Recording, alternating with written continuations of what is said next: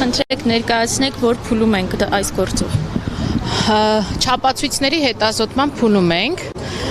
որով որ արդեն որերորդ անգամ է, ինչ որ չափածույցներ են գալիս դատարան ու չենք հասկանում, թե ինչ գործ ունեն դրանք մեղադրանքի հետ, մասնավորեցնեմ, բերում են, ներկայացնում են ինչ որ փորձաքննությունների արդյունքներ, որսորդական զենքերի, սառը զենքերի եւ այլնի, որոնք նույնիսկ չեն հայտնաբերվել գործով անցնող մեղադրյալների մոտից, ինչ որ շրջակա մարդկանց խուզարկություններով հայտնաբերված է, ոչ այդ մարդիկում, որ ենթադրաբար պատկանում է, ոչ գործով վկա են, ոչ հարցաքննվել են, ոչ առավել եւս մեղադրյալներ են, եւ այս մարդկանց մինչ օրս այս խոշտանգումները տեղի են ունեցել մեզ ժամերով լսելով ինչ որ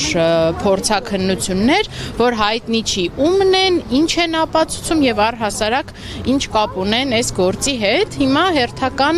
այդ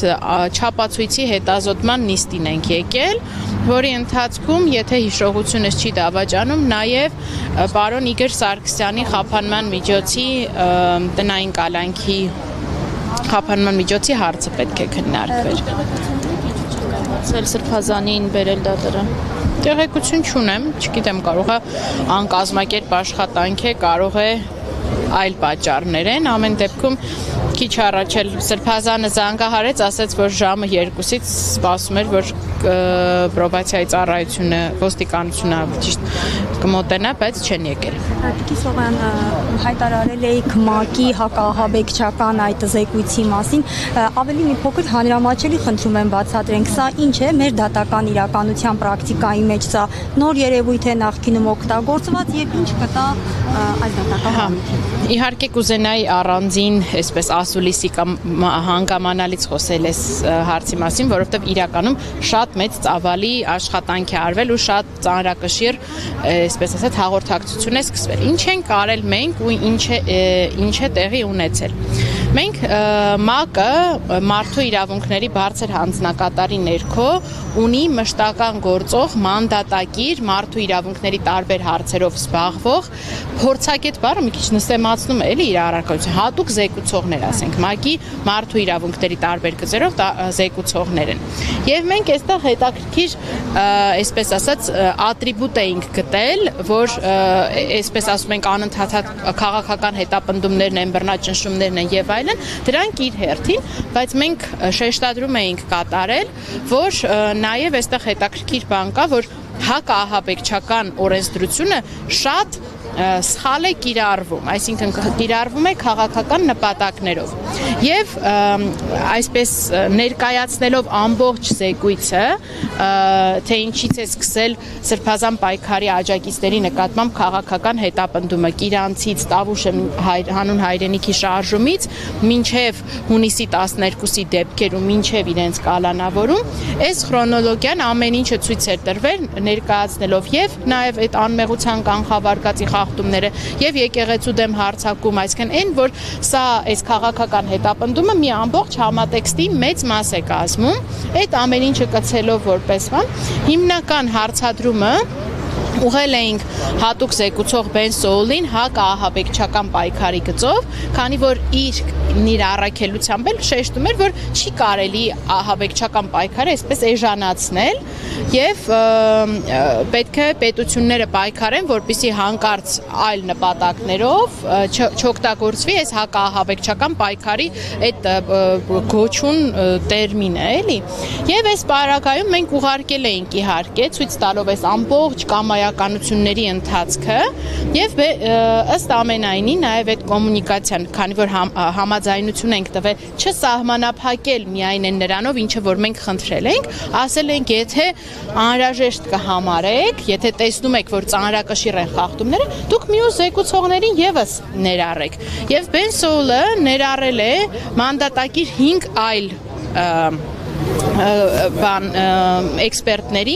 որի արդյունքում եւ բարձրաձայնվել էին հարցը, որ այստեղ կան դատական անկախության խնդիրներ, կարծիքի ազատ արտահայտման խնդիրներ, եւ կա կամայական կալանավորման առերևույթ խնդիր, եւ կա կարճ ասած 6 մանդատով են արել, հիմա կարող է ամբողջը չհիշեմ։ Այս պարագայում, այսինքն բոլոր 6 հատուկ զեկուցողները ուսումնասիրել են հարցը եւ եկել են եզրակացման, որ եթե այս ամեն ինչը ճիշտ է, ուրեմն մենք առերևույթ գործ ունենք մարդու իրավունքների կոպտագույն խախտումների հետ, այսինքն Հայաստանը չի ստանձնում քաղաքական եւ քաղաքացիական իրավունքների միջազգային դաշնագրով ստանձնած այն ամենաբազային պարտականությունները, որ կան մարդու իրավունքների ոլորտում, որտեղ մենք շատ հիմա խոսում ենք օրինակ մարդու իրավունքների եվրոպական կոնվենցիայի կառուցակարգերից, բայց քաղաքական եւ քաղաքացիական իրավունքների դաշնագիրը շատ ավելի խորը պատմություն ունի ու այսպես մարդու իրավունքների հիմնակարն է ու ինձ համար նաև շատ մի կողմից ամոթալ, մի կողմից տարօրինակ էր, որ զեկուցողները մատնացույց անելով Հայաստանի իշխանություններին այս խախտումները որ կա, նույնիսկ մատնացույց էին անում այն պարզ իրավունքները, որոնք խախտվել են, այսինքն պարզ բացատրություն էին տալիս պետությանը այս հարցերով, ընդհանուր նաև կյանքի իրավունքը, որով եւ նաև հասկանալի էր մեր համար, որ շատ առանձնահատուկ քննության առարկա են դարձրել ՄԱԿ-ի հատուկ զեկուցողները հենց հունիսի 12-ի բռնությունները։ Հունիսի 12-ի բռնություններով իրենց համար ակնհայտ է, որ անընդունելի է եղել այդ Զարյա 3-ի կիրառումը, այն որ խաղաղ ցուցարարների նկատմամբ կիրառվել են նվազ մահաբեր զենքեր, նվազ մահաբեր նշանակում է նրանք մահաբեր են, բայց ավելի նվազ մահաբեր զենքեր եւ որ ըստ էության չի իրականացվել որևէ պատշաճ քննություն եւ որի վերաբերյալ Հայաստանի Հանրապետության պատասխանները, որոնք ինձ հետ նաև բերել եմ, մեղմ ասած բավարարող չէին, այսպես ասած ասում են, որ դե մենք քննություն ենք նշանակել, դե ինչ որ բաներ ենք արել, մինչդեռ ՄԱԿ-ի զեկուցողները ոչ միայն ասում էին պատշաճ քննության մասին, այլ նաև հարցնում են, ասում են առհասարակ այդ մարդիկ, որ հունիսի 12-ին վիրավորվել են, ընդհանուր մի մարդու ձեռքի մատներ դաստակից անդամահատվել է, շատ մարդիկ շատ տարբեր վնասվածքներ են ծածկել։ Պետություն դուք ինչ եք արել այս մարդկանց իրավունքները վերականգնելու ուղղությամբ, որտեղ ակնհայտ է, որ այստեղ պետության մեղավորությունն է, ել չեմ ասում, որ որևէ մեղավոր այս հարցով չի պատժվել։ Եվ շատ խիստ արձագանքը հենց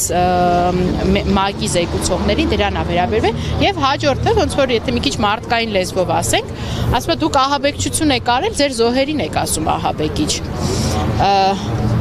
Այսինքն հաջորդ դրա արարը, որ ինչի մի հատ էր հերիք չի խաղաղ ցուցարարներին ճնշել եք ձեր այդ ոստիկանական բռնություններով, չգիտեմ, այսքան ժամանակ ինչ այլ ձերբակալությունների եւ այլն եք ենթարկել, մի հատ էլ դրել եք այս ծանրագույն մեղադրանքը, մի հատ էլ իրենց կալանավորել եք ու ասում եք կալանավորել եք իրենց քաղաքական միտքը արտահայտելու համար։ Ու չեք կարողանում հիմնավորել, թե լավ, այդ ինչ ծանրակշիռ, այդ ահաբեկչությունը իր տեսակով պահանջում է ոչ թե սովորական բռնություն, այլ իր պարտադիր էլեմենտն է համարվում յուրահատուկ ինտենսիվությամբ, ծանր ինտենսիվությամբ բռնության գործադրումը հասարակության հենց նկատմամբ։ Ասում եմ, այդ ինչ ծանրակշիռ ապացույցներ եք ունեցել, որ բարձել եք, որ այդ բռնությունը պետքա մասսայական լինի, որ այս ծանր մեղադրանքը առաջադրել եք մարդկանց ու այդքան ժամանակ պահել եք, որի վերաբերյալ պատասխանները այս ճղճի մեղադրանքի թարգմանությունից չեն տարբերվել։ Ըստ էության դա է եղել, որի վերաբերյալ ակնկալում ենք, որ բնականաբար այս պատասխանները կառավարության չեն կարող համարվել պատշաճ պատասխաններ բավարարող, այսինքն կասկածները փարատող պատասխաններ եւ դրանց վերաբերյալ հստակ գնահատականները արդեն հատուկ զեկուցողների եզրափակիչ զեկույցներում տեղ կգտնեն։ Հնարավոր է, որ ՄԱԿ-ի այս զեկույցը հիմք հանդիսանա, որպեսզի այս գործը կարճվի կամ գուցե մեղադրանքի էությունը փոխվի։ Ես հուսով, չասեմ հուսով եմ, որովհետև եթե պետությունը հանձն է առնում արդեն հատել այս սահմանը, գնալ այս ապօրինություններին, մեծ հաշվով կարող են ասել ֆորմալիստական իմաստով ասենք Ben Soul-ի կարծիքը մեր համար նշանակություն չունի։ Կարող են,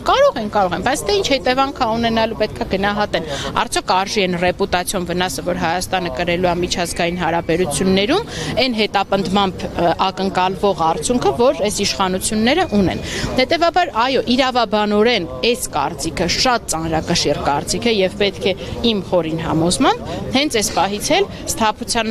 ազդակ լիներ եւ գործով մեղադրողներին, գլխավոր դատախազին դատավորներին, որ այս գործը րոպե առաջ պետք է կարճել արդարացման հիմքով, մարդկանց տալ փոխհատուցում եւ ավարտել այլևս այսինքն ներողություն խնդրելով անցնել մի կողմ, բայց դե բնականաբար սա Հայաստանն է եւ շատ լավ Հայաստանը չի հիմնականում, բնականաբար չգիտենք ինչ կլինի։ Ես շնորհակալ եմ։